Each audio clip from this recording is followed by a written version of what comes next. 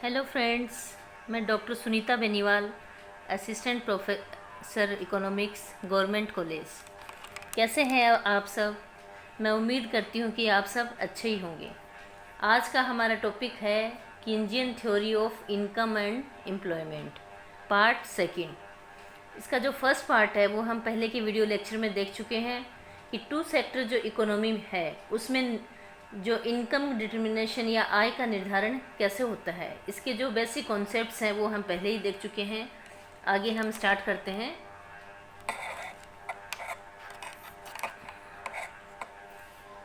National income determination in two sector economy, द्विक्षेत्रीय अर्थव्यवस्था में राष्ट्रीय आय का निर्धारण।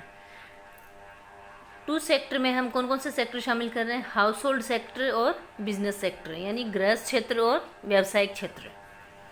अब टू सेक्टर इकोनॉमी में नेशनल इनकम का जो डिटर्मिनेशन है, इसके दो मेथड हैं। पहला मेथड है aggregate demand and aggregate supply curve के द्वारा, दूसरा है सेविंग एंड इन्वेस्टमेंट के द्वारा। तो इन दोनों ही मेथड से हम ये देखेंगे कि जो नेशनल इनकम है उसका इक्विलिब्रियम पॉइंट जो है वो कहाँ होता है। तो हम स्टार्ट करते हैं। पहला method aggregate demand and aggregate supply के द्वारा। एग्रीगेट डिमांड है उसमें हम किसको शामिल करते हैं? C+I। और एग्रीगेट सप्लाई या इनकम, उसमें क्या लिया जाता है? C+S, यानी कंजम्पशन और सेविंग्स। एग्रीगेट डिमांड और एग्रीगेट सप्लाई के द्वारा हम आय का निर्धारण देखते हैं। तो जो नेशनल इनकम डिटर्मिनेशन है वो उस पॉइंट पे होता है जहाँ Y=C+I। Y का मीनिंग है एग्रीगेट सप्लाई और C+I का मीनिंग है एग्रीगेट डिमांड। ये दोनों जहाँ एक दूसरे के बराबर होते हैं वहाँ पर इनकम का निर्धारण होता है। यहाँ Y इनकम है, C कंजम्पशन है और जो I है वो ऑटोनोमस इन्वेस्टमेंट। ऑटोनोमस इन्वेस्टमेंट वह इन्वेस्टमेंट जो कि इनकम लेवल से फ्री होता है, यानी इनकम के घटने और बढ़ने का इस इन्वेस्टमेंट पे कोई असर नहीं होता। जो दूसरा मेथड है वो है सेविंग एंड इन्वेस्टमेंट मेथड। इस मेथड के अकॉर्डिंग जहाँ सेविंग और इन्वेस्टमेंट, सेविंग कौन सी? Planned saving equal to planned investment होता है, वहाँ नेशनल इनकम का हमें इक्विलिब्रियम पॉइंट मिलता है। पहले वाले वीडियो लेक्चर में हम देख चुके हैं कि प्लान्ड सेविंग और प्लान्ड इन्वेस्टमेंट क्या होता है। तो मैं आपको बताती हूँ प्लान्ड सेविंग क्या है।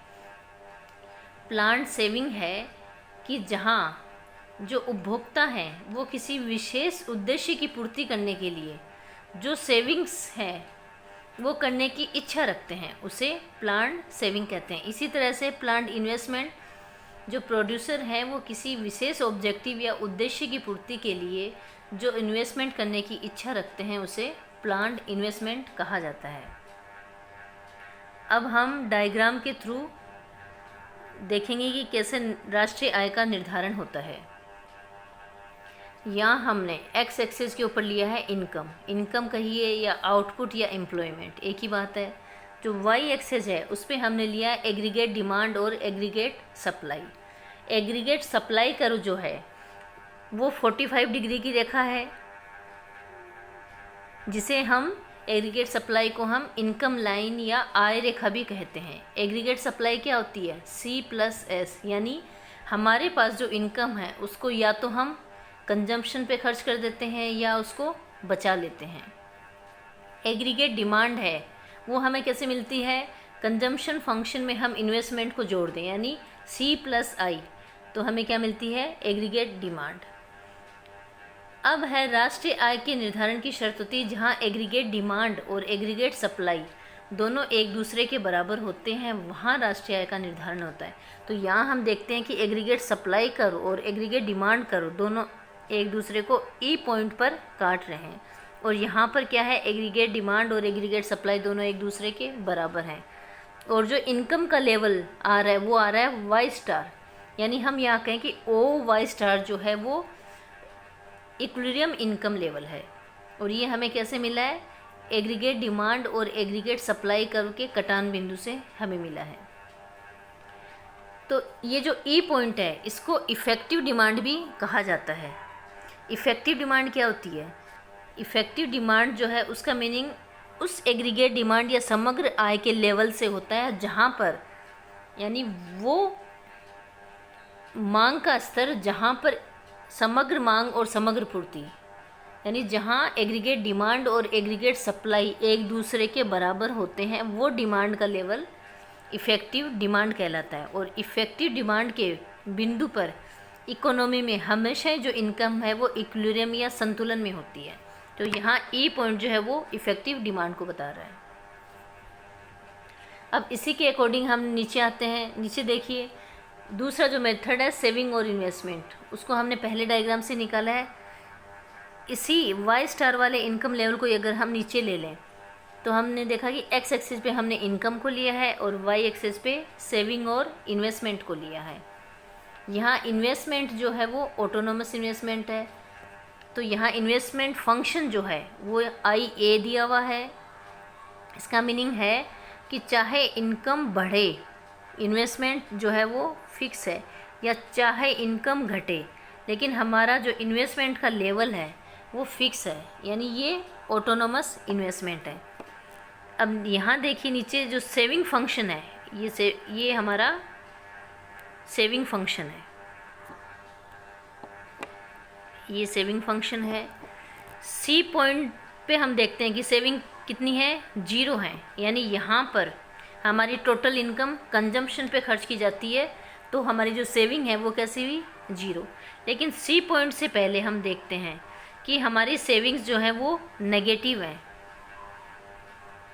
सेविंग्स हमारी नेगेटिव हैं। और इस सी पॉइंट के आगे हम देखते हैं तो हमारा सेविंग कर्व जो है वो पॉजिटिव हो जाता है। अब इसी इनकम लेवल पे हम देखते हैं कि दूसरे मेथड के अकॉर्डिंग नेशनल इनकम का इक्विलिब्रियम कहाँ होता है, जहाँ इन्वेस्टमेंट कर्व और सेविंग कर्व दोनों एक दूसरे को कट करते हैं। और वो पॉइंट कौन सा है, ई पॉइंट है। यहाँ पर सेविंग और इन्वेस्टमेंट दोनों एक दूसरे के बराबर हैं और हमें इक्विलिब्रियम लेवल ऑफ इनकम क्या मिला है, वाई स्टार मिला है। तो राष्ट्रीय आय का जो संतुलित स्तर है वो है ओ वाई स्टार। अब हम ऊपर देखें तो ई जो पॉइंट है उसके हम राइट साइड में जाएं तो यहाँ हम क्या देखते हैं कि एग्रीगेट सप्लाई कर्व है वो तो ऊपर है और एग्रीगेट डिमांड कर्व है वो नीचे, यानी यहाँ पर एग्रीगेट सप्लाई जो है वो ग्रेटर देन है एग्रीगेट डिमांड, यानी टोटल जो मांग है वो कम है और जो सप्लाई है वो ज़्यादा है। इसका मीनिंग क्या हुआ कि प्रोड्यूसर ने जो भी प्रोड्यूस किया है या जो भी वस्तुओं का उत्पादन किया है उनमें से कुछ वस्तुएं बिना बिकी रह गई हैं, क्योंकि यहाँ पे सप्लाई ज़्यादा है और डिमांड कम है। तो ऐसी कंडीशन में जो प्रोड्यूसर है वो क्या करेगा, आगामी वर्ष में अपने प्रोडक्शन जो है उसको कम कर देगा और जो उसका प्रोडक्शन है वो घट जाएगा। प्रोडक्शन जो घट के वापस हम कहाँ जाएंगे, ई पॉइंट पे आ जाएंगे और वो घट के वापस एग्रीगेट डिमांड के बराबर हो जाएगा। यानी अगर एग्रीगेट सप्लाई ज़्यादा है तो एग्रीगेट डिमांड के बराबर होने के लिए जो मार्केट फोर्सेज या जो बाज़ार शक्तियाँ हैं वो इस तरह से कार्य करती हैं कि प्रोडक्शन कम होएगा, प्रोडक्शन कम होने से इनकम कम होएगी, ठीक, और वापस हम क्या आ जाएंगे, इनकम के वाई स्टार वाले बिंदु पर आ जाएंगे। इसी तरह से हम देखते हैं कि जो इक्विलिब्रियम का जो ई पॉइंट है उसके अगर हम लेफ़्ट साइड में देखें तो लेफ़्ट साइड में क्या है, हमारा एग्रीगेट डिमांड कर्व तो ऊपर है और एग्रीगेट सप्लाई कर्व नीचे। इसका मतलब एग्रीगेट डिमांड तो ज़्यादा है और एग्रीगेट सप्लाई कम है। एग्रीगेट डिमांड ज़्यादा है, यानी जो कंज्यूमर हैं या उपभोक्ता हैं वो क्या कर रहे हैं, अधिक डिमांड कर रहे हैं गुड्स की, और सप्लाई जो है वो मार्केट में कम है। ऐसी कंडीशन में जो प्रोड्यूसर हैं वो क्या करेंगे, अपने प्रोडक्शन को बढ़ा देंगे और अपने प्रोडक्शन को इतना बढ़ा देंगे कि जो एग्रीगेट सप्लाई है वो बढ़ के ई पॉइंट पर वापस किसके बराबर हो जाएगी, एग्रीगेट डिमांड के बराबर हो जाएगी और वापस हम कौन से पॉइंट पे आ जाएंगे, ई इक्विलिब्रियम पॉइंट पर पहुंच जाएंगे। यानी अगर किसी कारण से हमारा ई पॉइंट या संतुलन बिंदु जो है वो भंग हो जाता है या उससे विचलन हो जाता है तो मार्केट फोर्सेज जो होती हैं वो इस तरह से कार्य करती हैं कि मतलब ऑटोमेटिक जो एडजस्टमेंट है उसके थ्रू वापस हम ई पॉइंट पर ही आ जाते हैं और जो इनकम का इक्विलिब्रियम लेवल है वो हमें क्या मिलता है, ओ वाई स्टार ही मिलता है। इसी तरह से हम नीचे वाले जो सेकंड मेथड वाले डायग्राम में देखें तो जो ई पॉइंट है वो क्या है, इक्विलिब्रियम का पॉइंट है, क्योंकि यहाँ पे सेविंग और इन्वेस्टमेंट एक दूसरे के बराबर हैं। लेकिन इस ई पॉइंट के दाईं तरफ हम देखें तो हमारा जो सेविंग फंक्शन है वो तो ऊपर है और जो इन्वेस्टमेंट फंक्शन है वो नीचे है। यानी ई पॉइंट की राइट साइड में सेविंग ग्रेटर देन इन्वेस्टमेंट, यानी सेविंग्स ज़्यादा है और इन्वेस्टमेंट कम है। सेविंग्स ज़्यादा होने का मीनिंग क्या है कि जो कंज्यूमर हैं या जो बायर हैं वो गुड्स को खरीदने पे उतना खर्चा नहीं कर रहे हैं जितना कि प्रोड्यूसर ने इन्वेस्टमेंट किया है। तो ऐसी कंडीशन में क्या होगा, उनके पास में सेविंग्स रह जाती हैं और जो प्रोड्यूसर है उनका कुछ माल बिना बिके रह जाता है। तो ऐसी कंडीशन में जो अगले वर्ष में जो प्रोड्यूसर हैं वो क्या करेंगे, अपने प्रोडक्शन को कम कर देंगे। प्रोडक्शन को कम करने की वजह से जो एक्स्ट्रा सप्लाई है वो धीरे धीरे कम हो जाएगी और वापस हम कहाँ आ जाएंगे, ई पॉइंट पे आ जाएंगे और सेविंग इन्वेस्टमेंट के बराबर हो जाएंगे। इसी तरह से ई पॉइंट के अगर लेफ्ट हैंड साइड में हम देखें तो इधर क्या है, इन्वेस्टमेंट फंक्शन तो ऊपर है और सेविंग फंक्शन नीचे है। यानी यहाँ पर इन्वेस्टमेंट तो ज़्यादा है और सेविंग्स कम है। सेविंग्स कम का मीनिंग क्या है कि जो कस्टमर हैं वो गुड्स के ऊपर ज़्यादा खर्चा कर रहे हैं, गुड्स के ऊपर ज़्यादा खर्चा कर रहे हैं, इसलिए जो प्रोड्यूसर हैं उनका इन्वेस्टमेंट तो यहाँ पे ज़्यादा है। तो अगले वर्ष में जो प्रोड्यूसर हैं वो क्या करेंगे, अपने प्रोडक्शन को कम कर देंगे। प्रोडक्शन को कम कर देंगे तो इससे क्या होगा, अगले वर्ष में जो प्रोड्यूसर हैं वो प्रोडक्शन को ज़्यादा बढ़ा देंगे, क्योंकि जो कस्टमर हैं वो गुड्स पे ज़्यादा खर्चा कर रहे हैं। ठीक है, तो इसलिए हमारी सेविंग्स कम है क्योंकि खर्चा ज़्यादा हो रहा है। तो अगले वर्ष में प्रोड्यूसर जो हैं वो अधिक प्रोडक्शन करेंगे। अधिक प्रोडक्शन करने की वजह से जो इन्वेस्टमेंट फंक्शन होता है वो वापस ई पॉइंट पर आ जाएगा और वहाँ जहाँ पर सेविंग और इन्वेस्टमेंट एक दूसरे के बराबर होते हैं और वापस हमें राष्ट्रीय आय के संतुलन की स्थिति हमें प्राप्त हो जाती है। यानी हम दोनों ही मेथड से देखें, चाहे हम एग्रीगेट डिमांड और एग्रीगेट सप्लाई है उसके थ्रू देखें या सेविंग और इन्वेस्टमेंट के थ्रू देखें, दोनों से ही हमें इनकम कहिए या आउटपुट कहिए या एम्प्लॉयमेंट कहिए, इनका जो इक्विलिब्रियम है वो मिलता है ओ वाई स्टार। सेविंग और इन्वेस्टमेंट मेथड से भी हमें ये मिलता है ओ वाई स्टार। कहने का तात्पर्य यहाँ पर यह है कि अगर किसी वजह से हमारा जो इक्विलिब्रियम या जो संतुलन का बिंदु है ई, वो किसी कारण से हम उस बिंदु से हट भी जाते हैं तो वापस ऐसी कंडीशन आती है कि एग्रीगेट सप्लाई और एग्रीगेट डिमांड एक दूसरे के बराबर हो जाती हैं और सेविंग और इन्वेस्टमेंट भी एक दूसरे के बराबर हो जाते हैं और इन बाज़ार में मांग और पूर्ति की शक्तियों की वजह से वापस इकोनॉमी में सुधार हो जाता है। ये तो हमने अभी देखा है कि टू सेक्टर जब होता है तब नेशनल इनकम डिटर्मिनेशन या राष्ट्रीय आय का निर्धारण कैसे होता है। अब हम देखेंगे कि थ्री सेक्टर इकोनॉमी में इनकम डिटर्मिनेशन कैसे होता है। तो यहाँ थ्री सेक्टर कौन कौन से हो जाएंगे, पहला सेक्टर है हाउस होल्ड सेक्टर, दूसरा है बिजनेस सेक्टर और तीसरा है गवर्नमेंट सेक्टर। तो ये तीनों सेक्टर जो हैं वो डिमांड को बढ़ा रहे हैं। तो यहाँ जो है एग्रीगेट डिमांड में अब क्या क्या आ जाएगा, सी प्लस आई के साथ में जी और जुड़ जाएगा, गवर्नमेंट एक्सपेंडिचर है वो ऐड हो जाएगा। तो एग्रीगेट डिमांड सी प्लस आई प्लस जी हो जाएगी और जो एग्रीगेट सप्लाई है या वाई है वो हमें दी हुई है। तो इक्विलिब्रियम का पॉइंट हमें कहाँ मिलेगा, जहाँ एग्रीगेट सप्लाई और एग्रीगेट डिमांड एक दूसरे के बराबर हो जाए। यानी वाई क्या है, एग्रीगेट सप्लाई किसके बराबर हो जाए, एग्रीगेट डिमांड या सी प्लस आई प्लस जी के बराबर हो जाए। यहाँ भी हम थ्री सेक्टर इकोनॉमी में जो इक्विलिब्रियम है उसको डायग्राम के थ्रू देखेंगे। देखिए एक्स एक्सिस पे हमने इनकम को लिया है, वाई एक्सिस पे हमने एग्रीगेट सप्लाई और एग्रीगेट डिमांड को लिया है, लेकिन एग्रीगेट डिमांड में यहाँ सी प्लस आई के साथ में हमने जोड़ दिया जी को। टू सेक्टर इकोनॉमी में हम देखें तो इक्विलिब्रियम पॉइंट कहाँ था, ई पॉइंट पे था, जहाँ पर एग्रीगेट सप्लाई कर को एग्रीगेट डिमांड कर सी प्लस आई कट कर रहा था और आय का संतुलित स्तर था O Y one. Saving investment function से भी हम देखें तो ई पॉइंट पर ही नीचे सेविंग और इन्वेस्टमेंट एक दूसरे के बराबर थे और आय का जो इक्विलिब्रियम पॉइंट था वो ई पॉइंट पर है और ये जो लेवल है इनकम का वह है OY1। लेकिन अब जब हमने गवर्नमेंट सेक्टर को शामिल कर लिया है तो एग्रीगेट डिमांड कर्व जो है वो पहले था C+I। अब इतना अगर हम गवर्नमेंट एक्सपेंडिचर बढ़ा देते हैं तो एग्रीगेट डिमांड कर्व जो गवर्नमेंट एक्सपेंडिचर के बढ़ने की वजह से ऊपर शिफ्ट हो जाएगा और इसमें C+I के साथ में C+I+G जो है वो जुड़ जाएगा। अब हम देखें कि हमारी इकोनॉमी में नेशनल इनकम के इक्विलिब्रियम का पॉइंट कहाँ होगा, जहाँ एग्रीगेट डिमांड और एग्रीगेट सप्लाई एक दूसरे के बराबर हों।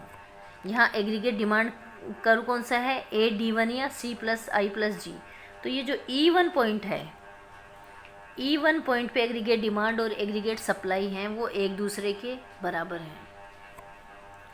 नीचे भी हम देखें सेविंग और इन्वेस्टमेंट मेथड से, तो हम यहाँ देखते हैं कि ये तो ऑटोनोमस इन्वेस्टमेंट है, ये तो इन्वेस्टमेंट फंक्शन है। अब अगर इसमें इतना गवर्नमेंट एक्सपेंडिचर ऐड कर दें तो इन्वेस्टमेंट फंक्शन जो है उसमें क्या जुड़ जाएगा, I+G हो जाएगा। तो अब इक्विलिब्रियम का पॉइंट कहाँ होगा, जहाँ जो सेविंग फंक्शन है वो किसके बराबर होगा, I+G कर्व के बराबर। और ये कहाँ पर है, E1 पॉइंट पे है। E1 पॉइंट पे सेविंग जो है वो किसके बराबर है, इन्वेस्टमेंट और गवर्नमेंट एक्सपेंडिचर के। और इनकम का जो लेवल है वो क्या आ रहा है, OY स्टार आ रहा है। तो यहाँ हमने क्या डिफरेंस देखा कि जो 2 सेक्टर इकोनॉमी थी वहाँ इक्विलिब्रियम पॉइंट E1 पे था और आय का स्तर OY1 था। 3 सेक्टर इकोनॉमी में इक्विलिब्रियम या संतुलन का बिंदु है E1 और आय का स्तर है OY स्टार। तो यहाँ हम देख रहे हैं कि Y1 से Y स्टार तक इनकम लेवल बढ़ गया है इकोनॉमी में। तो ये किसकी वजह से पॉसिबल हुआ है, गवर्नमेंट एक्सपेंडिचर बढ़ने की वजह से हमारी इकोनॉमी में जो नेशनल इनकम का लेवल है वो बढ़ गया है। ये हो गया हमारा 3 सेक्टर जो इकोनॉमी है उसमें इनकम का या आउटपुट का या एम्प्लॉयमेंट का निर्धारण कैसे होता है। ये हमारा हो गया Keynesian theory of income and employment. अब हम देखेंगे क्रिटिसिज्म ऑफ किंजियन थ्योरी। ठीक है, तो यहाँ जो फर्स्ट पॉइंट है वो क्रिटिसिज्म का या आलोचना का फर्स्ट पॉइंट है कि किन्स ने केवल इनवॉलेंट्री अनएम्प्लॉयमेंट की स्थिति को बताया। इनवॉलेंट्री अनएम्प्लॉयमेंट क्या होता है कि जहाँ व्यक्ति किसी काम को करने की योग्यता भी रखते हैं और उनकी इच्छा भी होती है लेकिन उनको रोज़गार की अपॉर्चुनिटी या अवसर नहीं मिल पाते हैं, उस अनएम्प्लॉयमेंट को हम कहते हैं इनवॉलेंट्री अनएम्प्लॉयमेंट। लेकिन किन्स ने केवल अनैच्छिक बेरोजगारी की कंडीशंस को बताया, लेकिन जो विभिन्न कंट्रीज़ हैं उनमें कई अन्य प्रकार के अनएम्प्लॉयमेंट की जो कंडीशंस हैं वो भी हमें देखने को मिलती हैं। सेकंड जो क्रिटिसिज्म का पॉइंट है वो ये है कि किन्स ने कहा कि केवल परफेक्ट कंपटीशन यानी पूर्ण प्रतियोगिता एंड क्लोज्ड इकोनॉमी और बंद अर्थव्यवस्था का मीनिंग है कि कोई एक्सपोर्ट इम्पोर्ट यानी आयात और निर्यात इकोनॉमी में नहीं हो रहे हैं। इन दोनों कंडीशन में ही यह जो नियम है वो लागू होता है। लेकिन अलग अलग कंट्रीज़ में हम देखते हैं कि हर कंट्री में केवल परफेक्ट कंपटीशन ही नहीं पाया जाता बल्कि ओलिगोपोली है, मोनोपोली है, मोनोपोलिस्टिक कंपटीशन है, इनकी कंडीशंस हमें देखने को मिलती हैं। साथ ही आजकल हम देखते हैं कि हमारी इकोनॉमी है वो कैसी है, ओपन इकोनॉमी है, यानी कंट्रीज़ जो हैं वो एक दूसरे से एक्सपोर्ट इंपोर्ट कर रहे हैं।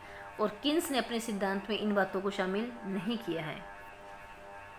थर्ड जो क्रिटिसिज्म का पॉइंट है वो ये है कि किन्स ने अपनी थ्योरी में इफ़ेक्टिव डिमांड जो है उसको लिया है कि जो एम्प्लॉयमेंट है वो इफ़ेक्टिव डिमांड पे डिपेंड कर रहा है, किंतु जो एम्प्लॉयमेंट है वो इफ़ेक्टिव डिमांड के अलावा अन्य जो फैक्टर्स हैं उनसे भी प्रभावित होता है। किन्स ने अपने मॉडल में इन बातों को शामिल नहीं किया है।